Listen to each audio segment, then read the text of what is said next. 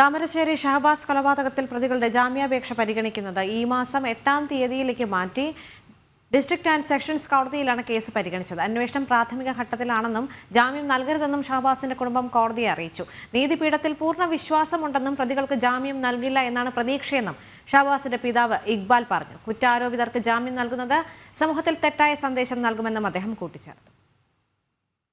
നീതിപീഠത്തിൽ ഉറച്ച വിശ്വാസമുണ്ട്. ഇന്ന് ഇപ്പോൾ നമ്മൾ കഴിയുന്നത്ര നമ്മൾ പറഞ്ഞിട്ടുണ്ട്. അപ്പോൾ 8-ാം തീയതിക്ക് മാറ്റി നിങ്ങൾ അറിഞ്ഞല്ലോ. അതുകൊണ്ട് എന്തായാലും നീതിപീഠത്തിൽ നമ്മൾ ഉറച്ച് വിശ്വസിക്കുന്നുണ്ട്.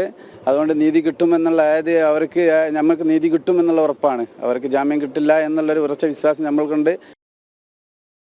ദിസ്ന സുരേഷ് ചേരുന്നുണ്ട് വിവരങ്ങളുമായി. ദിസ്ന, ഈ വരുന്ന ചൊവ്വാഴ്ചയാണ് കേസ് പരിഗണിക്കാനായി മാറ്റി വെച്ചിരിക്കുന്നത്. പിതാവ് വികാരാധീനനായാണ് കോടതിയുടെ പുറത്തേക്ക് ഇറങ്ങി വന്ന് സംസാരിച്ചത്. അദ്ദേഹം പറയുന്നത് അവരാഘോഷപൂർവ്വം ഈ പ്രതികളെ ജാമ്യത്തിലെടുക്കാനാണ് അവരുടെ കുടുംബങ്ങൾ വന്നത്. പക്ഷേ തങ്ങൾക്ക് ആ ആഘോഷം നടത്താൻ സാധിക്കുകയില്ല. കാരണം തങ്ങളുടെ മകൻ മരിച്ചു മണ്ണിനടിയിലായി കഴിഞ്ഞിരിക്കുന്നു. തങ്ങൾക്ക് നീതിയാണ് വേണ്ടത്. നീതിപീഠത്തിൽ പൂർണ്ണ വിശ്വാസമുണ്ടെന്ന് തന്നെയാണ് അദ്ദേഹം പറഞ്ഞു വെക്കുന്നത്, അല്ലേ?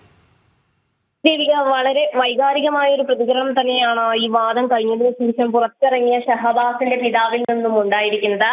പ്രധാനമായും ഷഹബാസിന്റെ പിതാവ് എടുത്തു പറഞ്ഞത്, അതായത് ആഘോഷപൂർവ്വം ഈ കുറ്റാരോപിതരെ പുറത്തേക്ക് കൂട്ടിക്കൊണ്ടുപോകാനാണ് അവർ വന്നത്. പക്ഷേ അത്തരത്തിൽ തങ്ങൾക്ക് ആഘോഷിക്കാൻ കഴിയില്ല എന്നൊരു കാര്യം തന്നെയാണ്. പ്രധാനമായും ഈ വാദത്തിൽ പ്രധാനമായും ഇരു കക്ഷികളും പറഞ്ഞത്, ഈ കുറ്റാരോപിതരായ ആളുകളെ സമൂഹത്തിന് പുറത്തേക്ക് ഇറങ്ങുന്നത് ഈ കുറ്റകൃത്യങ്ങൾ വർദ്ധിക്കുന്നതിനും ഇത്തരത്തിലുള്ള ആക്രമണങ്ങളെ പ്രോത്സാഹിപ്പിക്കുന്നതിനും തുല്യം എന്നൊരു കാര്യം തന്നെയാണ് പ്രോസിക്യൂഷനും ഈ കുടുംബവും ഒക്കെ തന്നെയും വാദിച്ചത്. മാത്രമല്ല, ഈ നിർഭയ കേസുമായി ബന്ധപ്പെട്ട ആ വിധിയും പ്രോസിക്യൂഷൻ കോടതിയിൽ ഉദ്ധരിച്ചുകൊണ്ട് തന്നെയാണ് ഷഹബാസിന് വേണ്ടി വാദിച്ചത്.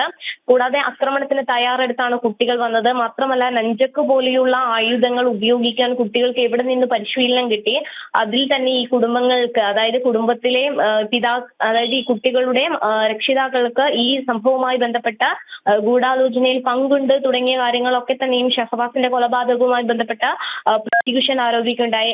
അതേസമയം മറ്റൊരു വാദം നടന്നത്, കുറ്റാരോപിതരായ ഇവർ 34 ദിവസം ജയിലിൽ കിടന്നതാണ്, അവർക്കൊരു ഭാവിയുണ്ട്, പഠിക്കുന്ന വിദ്യാർത്ഥികളാണ്, NCC മുതലായ എല്ലാ പ്രവർത്തനങ്ങളിലും ഈ വിദ്യാർത്ഥികൾ പങ്കെടുത്തു എന്ന കാര്യങ്ങളൊക്കെ തന്നെയാണ് വാദിഭാഗവും വാദിച്ചത്. പക്ഷേ ഈ സംഭവവുമായി ബന്ധപ്പെട്ട 8-ാം തീയതിയിലേക്കാണ് ഈ കേസുമായി ബന്ധപ്പെട്ട വിധി പറയാൻ ഇപ്പോൾ കോടതി മാറ്റിവെച്ചിരിക്കുന്നത്. ഈ കോടതിയുടെ വാദം കഴിഞ്ഞതിന് ശേഷം വികാരാതീതനായാണ് ഷഹബാസിന്റെ പിതാവ് ഇക്ബാൽ പ്രതികരിച്ചത്. ദേവിക. ശരി.